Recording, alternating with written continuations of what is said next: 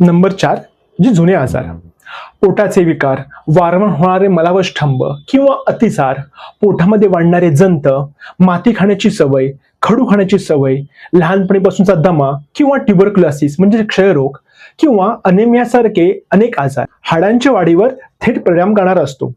विविध खेळांचा व्यायामाचा शरीरावर परिणाम आपण पाहिला असेल.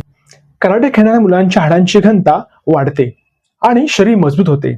व्हॉलीबॉल, बास्केटबॉल खेळाडूत सतत उड्या मारणे, लटकणे यांमुळे हाडांचा ताण वाढतो आणि शरीराची उंची वाढण्याची प्रक्रिया गतिमान होते.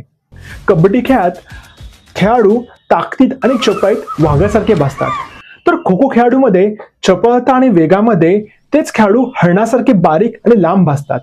100 मीटर जलद गतीने धावणारा धावपटू पिळदार शरीरामुळे शोभनीय दिसतो, तर मॅरेथॉन धावपटू दीर्घ सहनशक्तीमुळे काटक शरीरयष्टी घेऊन दिसतात. म्हणजेच कोणता ना कोणता खेळ हा आपल्या शरीराच्या हाडांच्या रचनेवरती, ताकदीवरती आणि वाढीवरती मोठ्या प्रमाणावरती परिणाम घडून आणतो.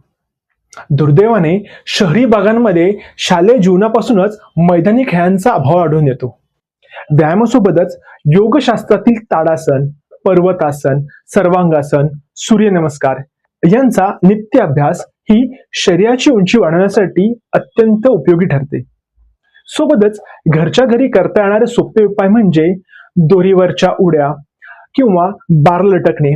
नियमितपणे बारला लटकल्यामुळे पाठीचा कणा आणि शरीराला ताण मिळतो. सोबतच पोहणे हा उत्कृष्ट व्यायाम आहे, जो संपूर्ण शरीराच्या स्नायूंना आणि सांगाड्याला लवचिकता प्रदान करतो. आयुर्वेदिक उपचार पद्धतीमुळे अशा शारीरिक व्यायामांसोबतच आयुर्वेदिक औषधांना खूप महत्व आहे.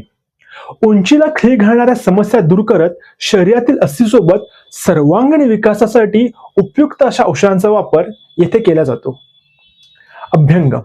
नियमित अभ्यंग केल्याने हाडांना, सांध्यांना पोषण मिळते आणि यामुळे अस्थिधातू मजबूत होतो. स्वेदन. स्वेदनामुळे शरीरातील वातदोष कमी होतो आणि परिणामी शरीराला लवचिकता प्रदान होते. नस्य.